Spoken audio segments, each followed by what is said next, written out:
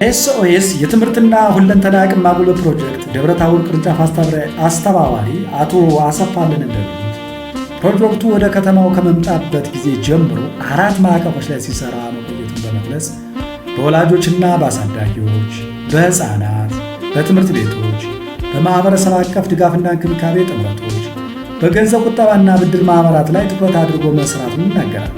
ከአጋር አካላት ጋር ተቀራርቦ ሲሰራ በመቆየቱ ውጤታማ ስራዎች መከናወናቸውንና ተጨባጭ የሆነ ለውጥ ማምጣት መቻሉንም ይገልጻል። ባለፉት ዓመታት በርካታ አካላት አብረዋቸው ሲሰሩ የቆዩ መሆናቸውን ያነሱት አቶ አሰፋ ለእነዚህም አካላት ምስጋና አቅርበዋል። እንግዲህ ኤስኦኤስ እንደሚታወቀው በደብረ ታቦር ከተማ አስተዳደር ከ2010 ጀምሮ በርካታ ስራዎችን ሲሰራ ቆይቷል። የፕሮጀክቱ ዓላማ በዋናነት ወደዚህ ከተማ የመጣበት በከተማው በርካታ ተጋላጭ የማህበረሰብ ክፍሎች መኖሩን በማረጋገጥ በተለይ ከተማሪዎች ጋር ተያይዞ የትምህርት ማቋረጥ የስኩል ድሮፕ አውት የምንለውን እሱን ለመቀነስ በዋናነት አልሞ የገባ ፕሮጀክት ነው። ይህ ፕሮጀክት 4 ዋና ዋና ቴማቲክ ኤሪያ ወይም ደግሞ የፎከስ አድርጎ የሚሰራባቸው የስራ ኤሪያዎች አሉ። ከነሱ ውስጥ የመጀመሪያው ያው ተማሪዎች ጋር የሚሰራው ስራ ነው። እሱ ማለት ምንድነው? ቀደም እንዳልኳችሁ የትምህርት መጠን ማቋረጥን ለመቀነስ ዓላማ አድርጎ ገብቶ እነዚህ ልጆች በተለይ እነዚህ ፓረንታል ኬር የሚባለው የወላጅ ክብካቤያቸው በጣም ዝቅተኛ የሆኑና የወላጅ ክብካቤ ያጡ ልጆችን ወደ ትምህርት ገበታ እንዲገቡ በማድረግና ያላቸው ለርኒንግ አውትካማቸውን ወይም ደግሞ የመማር አቅማቸውን ጭምር ለማሻሻል መሰረት አድርጎ የሚሰራበት ኤሪያ ነው። ይሄ ሲባል እንግዲህ በዋናነት ልጆችን አንደኛ የምግብ ድጋፍ በመስጠት በየወሩ የምግብ ድጋፍ በመስጠት በአካውንታቸው ብር ትራንስፈር በማድረግ እሱም ቢያንስ ቁርስ በልተው መምጣት የማይችሉ ልጆች ቁርስ በልተው እንዲመጡ በማድረግ ትምህርታቸውን እንዲከታተሉ በማድረግ ትልቅ ስራ እየሰራ ቆይቷል። እንግዲህ ከ2010 ጀምሮ እስካሁን እስከ 2025 ድረስ ማለት ነው። ሁለተኛው ለእነዚህ ልጆች የትምህርት ግብዓቶችን በማሟላት በተለይ የስኮላስቲክ ማቴሪያል የምንላቸው ከትምህርት ቁሳቁስ ከእስክሪብቶ ከደብተር ጀምሮ እስከ ሻንጣ ባግና ስፖርት አውትፊትን ጨምሮ እነዚህ የስፖርት ትጥቆች የሚባሉትን ጨምሮ እነሱ በማሟላት ፕሮጀክቱ በርካታ ድጋፎችን ለልጆች እያደረገ ቆይቷል። ይህም ብቻ ሳይሆን ስልጠናዎችንም ጭምር ኒድ ቤዝድ የሆኑ ለልጆች የሚያስፈልጉ እንደ ህፃናት ደህንነት ቻይልድ ፕሮቴክሽን የሚባል ስልጠና በመስጠት ላይፍ ስኪል በቀጣይ ያላቸው ህይወት ላይ ትርጉም ሊያመጣ የሚችል ስልጠና የህይወት ክህሎት ስልጠና የሚባል ስልጠና ጭምር ክረምት በየዓመቱ በተለያዩ ርዕሰ ጉዳዮች ላይ ስልጠና በመስጠት ድጋፍ ሲያደርግ ቆይቷል።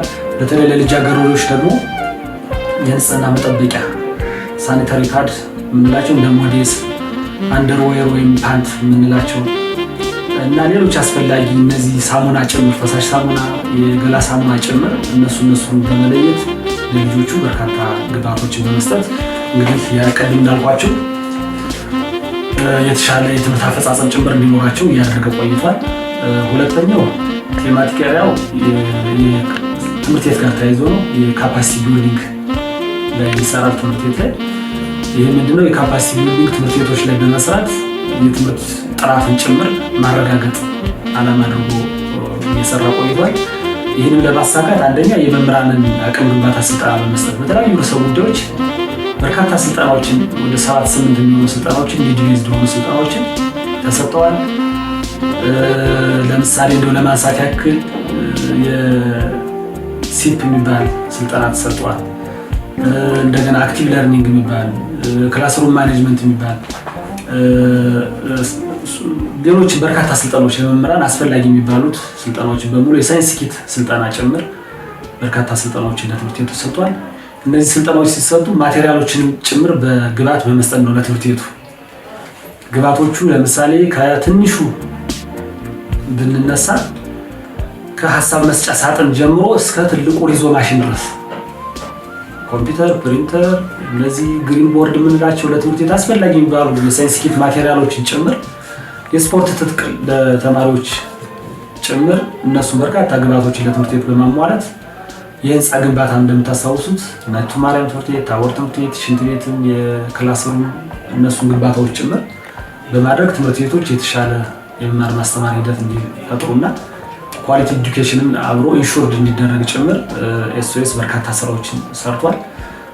ውጤትም እያመጣ እያየ ነው። በተለይ ትምህርት ቤት ላይ እነዚህ ናቸው ማርያም የተሰሩት 3 ብሎኮች ወይም 12 የመማሪያ ክፍሎች እና ታወር አንድ የመማሪያ ብሎክ እና የተሰራው ሽንት ቤት እንዲሁም 2 ትምህርት ቤቶች አሁን ካነሳቸው ትምህርት ቤቶች ላይ የተሰራው የውሃ ጉድጓድ ቁፋሮ ተቆፍሮ ለአገልግሎት መዋሉ ትምህርት ቤቶች ላይ ተጨባጭ የሚባል ለውጥ እንዲመጣ አድርጓል።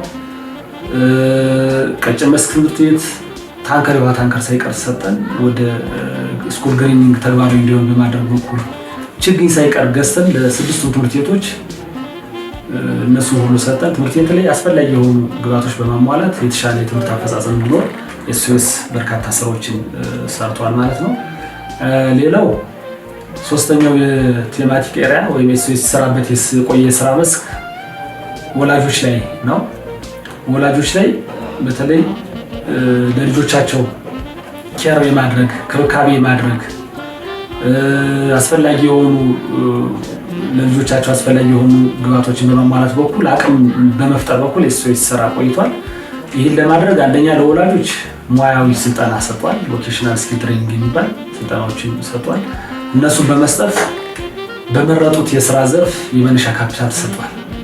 ለምሳሌ ብናነሳ የወተት ላም ወደ 179 የሚሆኑ የወተት ላሞችን ኤስኦኤስ ሳፖርት አድርጓል። በደብረ ታቦር ከተማ አስተዳደር በግ ገዝቶ እዚያ ላይ ኢንጌጅ እንዲያደርጉ ወላጆችን አድርጓል። በጣም በርካታ የሆኑ ወላጆችን ከ400 በላይ ወላጆች ወደ 1000 የተጠጉ በጎችን ገዝቶ ሰጥቷል። እነዚህም ውጤት እያሳዩ እንዲመጡ ተደርጓል። ሌላው የፀጉር ቤት ስልጠና ሰጠናል። ፀጉር ቤት ስልጠና ተሰጥቶ ከዚያ በተረፈ ደግሞ ለነሱ አስፈላጊ የሚሆኑ ግብዓቶችን ተሰጥቷል። እነዚህም በመጠቀም ወላጆች የተሻሉ ስራ እንዲሰሩ የማድረግ ስራ ተፈጥሮላቸዋል። የልብስ ስፌት ማሽን ተገዝቶ ተሰጧቸዋል። የምግብ ቤት እቃ ፍሪጅን ጨምሮ በጣም በርካታ የሆኑ ወደ 295 የሚሆኑ ወላጆችን የምግብ ቤት እቃ አስፈላጊ የሚባሉ የምግብ ቤት እቃዎችን ተገዝቶ ተሰጧቸው ወደ ስራ እንዲገቡ ተደርጓል። ዶሮ ተገዝቶ ተሰጧቸዋል። ማድለብ ላይ የተሰማሩ የተወሰኑ ወላጆችን ማድለብ ላይ እንዲሰማሩ የመነሻ ካፒታል ተገዝቶ ተሰጧቸዋል ማለት ነው። ሌላው እነዚህ ወላጆች የበለጠ ባለቤት የሚሆኑበት የገንዘብ ቁጠባና ብድር ህብረት ስራ ማህበር ኤስኦኤስ አቋቁሟል። ወደ 6 የሚሆኑ የገንዘብ ቁጠባና ብድር ህብረት ስራ ማህበሮች ተቋቁሟል። እነዚህ ማህበሮች ቁጠባን ባህል እንዲያደርጉ በተለይ ድሃ ይቆጥብ የሚለውን በመስበር ኤስኦኤስ ከደብረ ታቦር ከተማ አስተዳደር ማህበራት ጋር በመተባበር ወደ 6 ማህበራትን እንዲመሰረቱ አድርገናል። ማህበሩ ከተመሰረተ በኋላ ደግሞ የመነሻ ሊያግዛቸው የሚችል ሪቮልቪንግ ፈንድ የሚባል ወደ 10 ሚሊዮን ብር በማህበሩ ስም በ6 ማህበር ስም እንዲገባ አድርገናል። እሱን እየተበደሩ እየቆጠቡ እንዲሰሩ በማድረግም ወላጆች የበለጠ ካፒታላቸውን ማሳደግ ተችሏል። አሁን ያለውን አጠቃላይ ካፒታላቸውን እንኳን ብናይ ወደ 24 ሚሊዮን ብር በላይ ደርሷል። ከ24 ሚሊዮን ብር በላይ እንግዲህ ከዜሮ ተነስቶ ወደ 24 ሚሊዮን ብር እነሱ የቆጠቡት እና ኤስኦኤስ የተሰጣቸው ሪቮልቪንግ ፈንድ ተጨምሮ እዚህ ደረጃ ተደርሷል እና እንደ ከተማ አስተዳደር ስናየው ይህ በጣም ትልቅ ኢምፓክት ነው። ይህን ስራ ኤስኦኤስ ከወላጆች አንጻር ሰርቷል። ከክህሎት አንጻር ሊጠቅማቸው የሚችሉ ለወላጆች የሚያግዙ የተለያዩ ስልጠናዎችን ሰጥቷል። የአቅም ግንባታ ስልጠናዎችን ማለት ነው። ለምሳሌ የህፃናት ደህንነት የሚባል ስልጠና ተሰጧቸዋል። እንዲሁም ደግሞ የጤና ጋር ተያይዞ ቅድመ መከላከል የጤና ትምህርትና ስልጠና ተሰጧቸዋል። ይህን በተግባር ወላጆች ላይ ለውጥ እያመጣ ያየንበት ሁኔታ አለ። የቡና ጠጡ ፕሮግራም የሚባል ወላጆች ላይ አለ። ይሄ ቡና ጠጡ ፕሮግራም በተለይ ወላጆች በየወሩ በጀት ሆኖ ራሳቸውን የሚያዩበት፣ ማህበራዊ ግንኙነታቸውን የሚያጠናክሩበት፣ ስለ ልጆቻቸው ትምህርት፣ ስለ ልጆቻቸው ጤና፣ ስለ አካባቢያቸው የሚያወሩበት መድረክ ሆኖ የተሻለ ወላጆችን ኮሚትድ የሆኑ ወላጆችን የፈጠርንበት አንዱ ኤሪያ ሆኖ ስንሰራበት ቆይተናል ለማለት ነው። ሌላውና የመጨረሻው ፒላራችን ወይም ደግሞ ቴማቲክ ኤሪያችን ይሄ ፓርትነርሺፕ ኤንድ ኔትወርኪንግ የምንለው ነው። በተለይ አጋር አካላቶች ጋር ተያይዞ የሰራናቸው ስራዎች አሉ። ከእነዚህ መካከል አንዱ ሲሲ የሚባለው ይህ ማህበረሰብ ድጋፍና ክብካቤ ጥምረት የሚባለው ነው። ይህ ጥምረት የኤስኦኤስ ሳቢ ምንድን ነው? ኤስኦኤስ ከወጣ በኋላ ራሱን ችሎ አንድ ሎካል ኤንጂኦ ሆኖ እንዲቀጥል የሚል ሳቢ ነው ኤስኦኤስ ሲሰራ የቆየ። ይህንም ሲጀምር ምንድነው የመጀመሪያ ባለሙያ ኦፊሰር ኮሚኒቲ ዴቨሎፕመንት ኦፊሰር የሚባል ዲፕሎይድ አድርጎ ቀጥሮ ነው የጀመረ ስራው። ከዚያ ኦፊስ ማቴሪያሎችን በሙሉ ከፕሪንተር ኮምፒውተር ጀምሮ ሌሎች ግብዓቶችን በማሟላት ከመንግስት ደግሞ ቢሮዎች እንዲመቻቹ በማድረግ እንግዲህ በጋራ የተቋቋመ ጥምረት ነው። ኤስኦኤስ ከገባ በኋላ የሚያቋቋመው አለ እንደ ቀበሌ 6 ያለ፣ ሌሎች ደግሞ ተቋቁመው የቆዩ ግን ያልተጠናከሩ ነበሩ። እነሱን በማጠናከር ቅድም እንዳልኳቸው ሙያተኛ መደብ፣ ስልጠና ለስራ አስፈጻሚ ኮሚቴዎች በመስጠት ግብዓቶችን በማሟላት በጋራ ስራዎችን ስንሰራ ቆይተናል። ይህም በመስራታችንም ሲሲው ተጠናክሮ በአሁኑ ሰዓት ኦልሞስት ወደ 386 የሚሆኑ ተጋላጭ ማህበረሰብ ክፍሎችን ሲሲ የሚባለው ወይም ጥረት የሚባለው በመለየት በየወሩ ከ300 እስከ 500 ብር ድረስ እያገዘ ይገኛል። እንግዲህ ይህ ትልቅ ነገር ነው። ከኤስኦኤስ ውጭ ያሉ ናቸው እንግዲህ በከተማ ውስጥ የሚገኙና ይህን አቅም መፍጠር ቀላል የሚባል አይደለም። ከሰስተናቢሊቲ አንጻርም በቀጣይነት ተጠናክረው እንዲቀጥሉ ብዙ ስራዎችን ሰርተናል። ለምሳሌ የሲዲኦ ሳላሪ ወይም የማህበረሰብ ድጋፍና እንክብካቤ ጥምረት ደሞዝ ኤስኦኤስ መጀመሪያ ሙሉ ሲከፍል ነበር። ከዚያ በኋላ ጥምረቶቹ 25% ማገዝ ጀመሩ።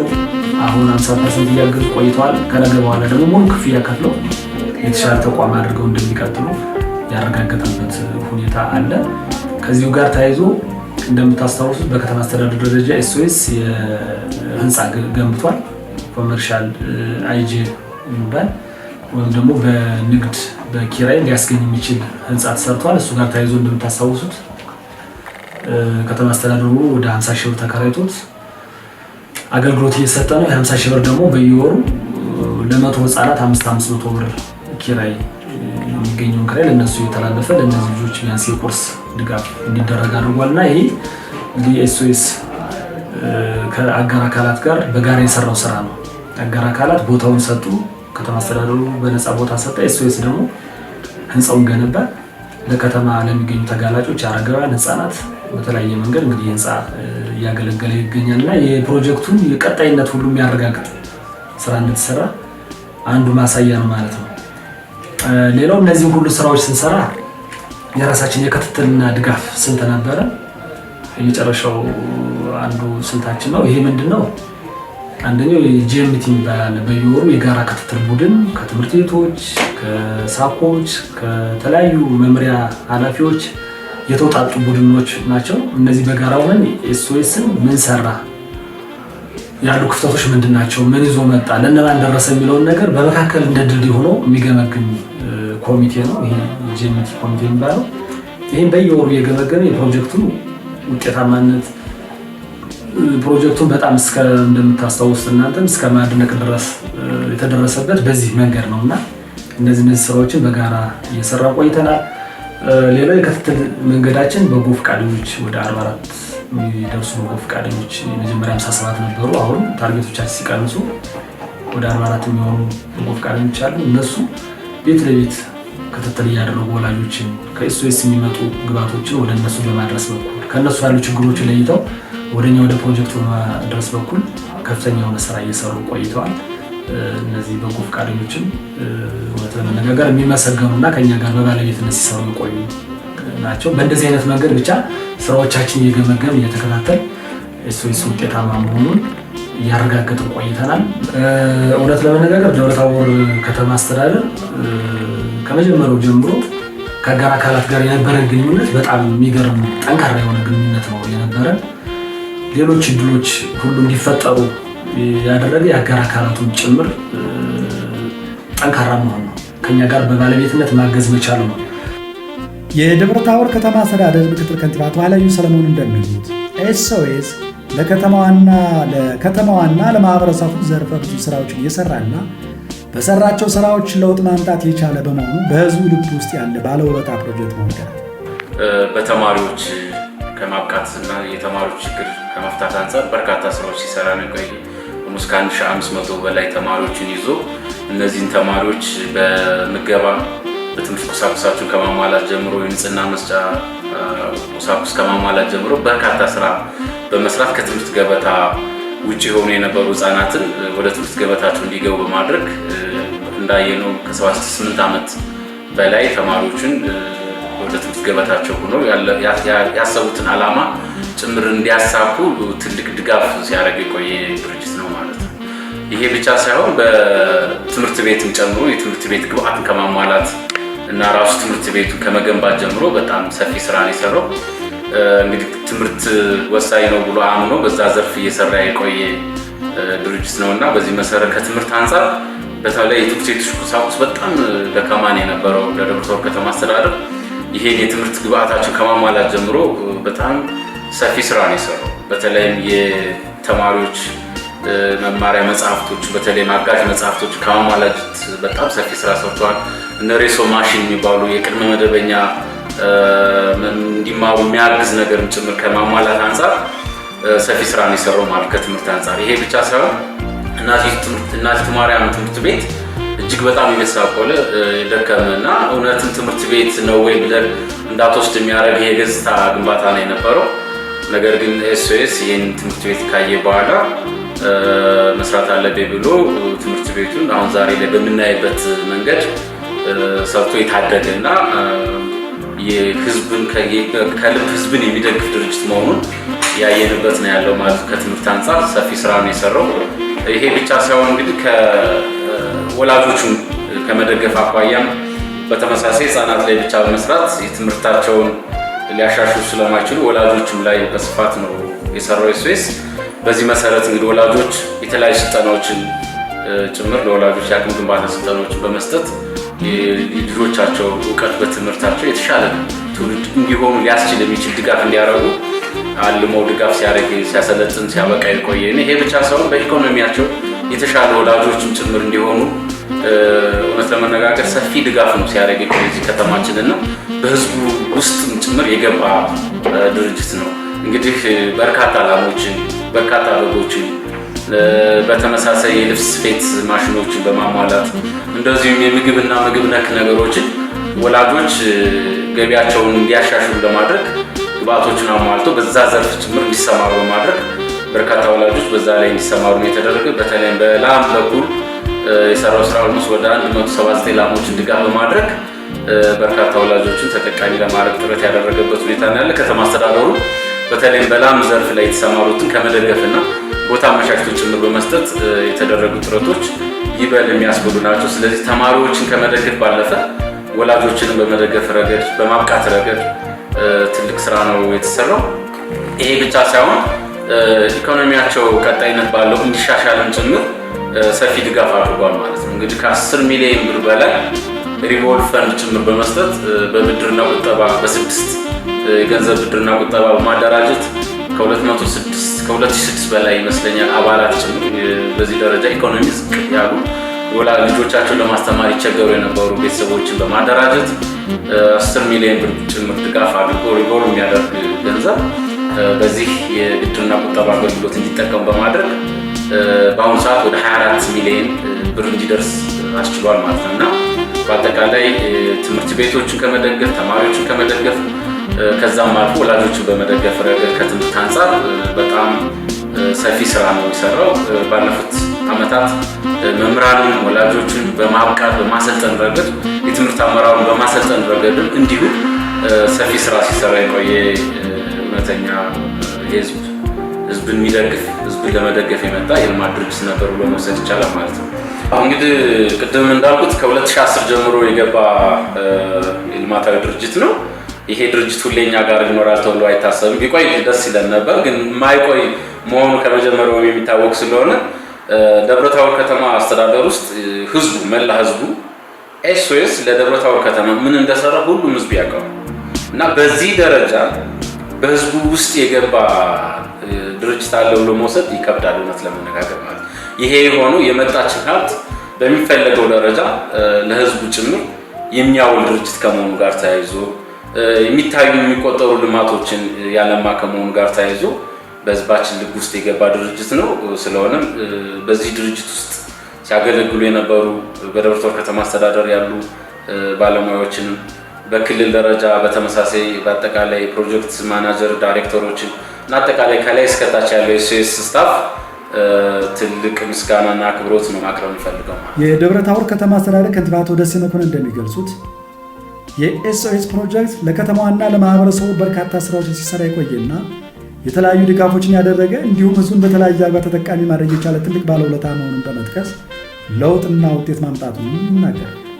ፕሮጀክቱ የተሰሩትን ስራዎች ቀጣይነት ለማረጋገጥ ሁሉም አካል በባለቤትነት ይዞ መስራት እንዳለበት የሚያስገነዙት ከንቲባው ስራዎችን ቀጣይ ለማድረግም ይሰራል ይላል። ፕሮጀክቱ በከተማዋ በቆየባቸው ዓመታት ላከናወናቸው ተግባራትና ላደረጋቸው ሁለንተናዊ ድጋፎችም ከንቲባው ምስጋና ኤስኦኤስ ፕሮጀክት ወደ ደብረ ታቦር ከተማ በ2010 ዓ.ም ከገባበት ጊዜ ጀምሮ በከተማችን በብዙ መንገድ ውጤታማ የሆኑ ስራዎችን የሰራ ፕሮጀክት ነው። በተለይ የትምህርት ጥራትን ለማስጠበቅ ትምህርት ቤቶች ላይ ማቴሪያል በማሟላት አጋዥ መጽሐፎችን፣ የትምህርት ቤት ግንባታዎችን፣ የትምህርት ውሃ የሌላቸውን ትምህርት ቤቶች ውሃ የማስገባት አጠቃላይ የተሳካ የመማር ማስተማር ስራ እንዲኖር በከተማ አስተዳደሩ ማሟላት የማይችሉትን በማሟላት የተሻለ የትምህርት ጥራት እንዲመጣ ያደረገው አስተዋጽኦ በቀላሉ የሚታይ አይደለም። በጣም ውጤታማ የነበረበት ነው። ከዚያ ውጭም ለአረጋውያንና ለተለያየ ተጋላጭ የሆኑ የህብረተሰብ ክፍሎችን፣ ሴቶችን፣ ህፃኖችን በኑሮ ደረጃቸውን በማሻሻል ደረጃ የተለያየ ድጋፍ ሰጥቶ የኑሮ ደረጃቸውን እንዲሻሻል በማድረግ ኢቭን የአቅመ ደካሞች ልጆች ትምህርት ቤት ገብተው እንዲማሩ ማቴሪያሎችን በማሟላት ያደረገው ነገር ከማንም በላይ በዚህ ከተማ ውለታ ጭምር ያስቀመጠ ፕሮጀክት ነው። በቆይተው ቋሚ የሆኑ ጭምር ሀብቶች የህንፃ ግንባታ፣ የተለያዩ ቋሚ ንብረቶችን ለየክፍለ ከተማ ለጥምረት ቀጣይ ፕሮጀክቱ ሲወጣ የገቢ ማስገኛ ይሆናሉ ብሎ ያሰባቸውን ሁሉ ገዝቶ በመስጠት በኩል በጣም ሰፊ ስራ የሰራ ፕሮጀክት ነው። ይሄ ፕሮጀክት እነዚህን ቁሳዊ ድጋፎች ከማድረጉም በላይ በስልጠና በተለይ ሴቶች፣ አቅመ ደካሞች ምናምን እንዴት መለወጥ እንደሚችሉ በምን መልኩ ኑሯቸው መምራት እንዳለባቸው ጭምር የተሰጠው ስልጠና ማህበረሰቡን ሰብስበን በፕሮጀክቱ ማጠናቀቂያ ግምገማ ላይ የተሰጠው አስተያየት የሚደንቅ ነው። ሰው እንዴት ኑሮን መቀየር እንደሚችል ጭምር የተሰጠኝ ስልጠና ከተሰጠኝ ማቴሪያል በላይ ነው ብለው ጭምር የገለጹበት ውጤታማ የነበረ ፕሮጀክት ነው። የፕሮጀክት በከተማችን አሁን ቢሆን በዚህ ልክ ቢቀጥል በእርግጠኝነት የህዝባችን ችግር የሚቀርፍ አሁን ያለንን የከተማ እድገት ጭምር ሊያግዝና ሊያፋጥን የሚችል ነው። ግን ማንኛውም ፕሮጀክት የራሱ ጊዜ ያለው የራሱ ጊዜውን አድርሶ ይወጣል። ገምግሞ ደግሞ እዛ አካባቢ መቀጠል ያለበት ከሆነ ይቀጥላል።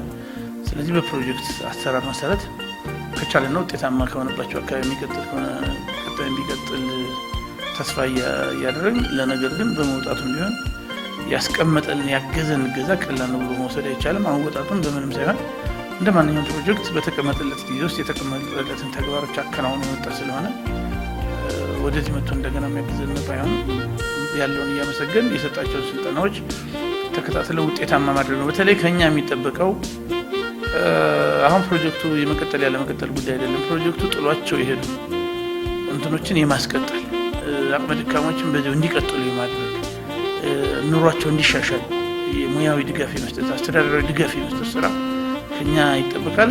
ፕሮጀክቱ ላይ እውነት ለመነጋገር በጣም ጥሩ ስራ የሰራ ስለሆነ በከተማ አስተዳደሩ ስም ፕሮጀክቱን እያስተባበሩ የነበሩ አስተባባሪዎችን ጭምር በጣም ነው መመሰል። ብዙ ፕሮጀክት ገብቶ ውጤታማ ሳይሆን ብዙ ብር አፍሶም ይወጣል። ይሄ ግን የዚህ ፕሮጀክት ውጤታማነት የፕሮጀክቱ አስተባባሪዎችን ጥንካሬ ጭምር የሚገልጽ ስለሆነ እኔ ለፕሮጀክቱ አስተባባሪዎች እና መላ ሰራተኞችም ጭምር በከተማ አስተዳደሩ ስም ምስጋና ነው ያለኝ። በአጠቃላይ ኤስኦኤስ የትምህርትና ሁለንተና አቅም ማጎልበት ፕሮጀክት በደብረ ታቦር ከተማ ከምግብ ድጋፍ እስከ ትምህርት ቤት ግንባታ ዘርፈ ብዙ ተግባራትን ያከናወነና ምንም ገቢ ያልነበራቸውን የማህበረሰብ ክፍሎች ወደ ተሻለ ህይወት የለወጠ ባለውለታ ፕሮጀክት በመሆኑ ፕሮጀክቱ የሰራቸውን ዘርፈ ብዙ ስራዎች አጠናክሮ ማስቀጠልና በተለያየ የገቢ ማስገኛ ስራዎች ላይ ተሰማርተው እየሰሩ ያሉትን የህብረተሰብ ክፍሎች ወደ ተሻለ ደረጃ እንዲደርሱ ለማድረግ ባለድርሻና አጋር አካላት አስፈላጊውን ክትትልና እገዛ ማድረግ ይጠበቃል።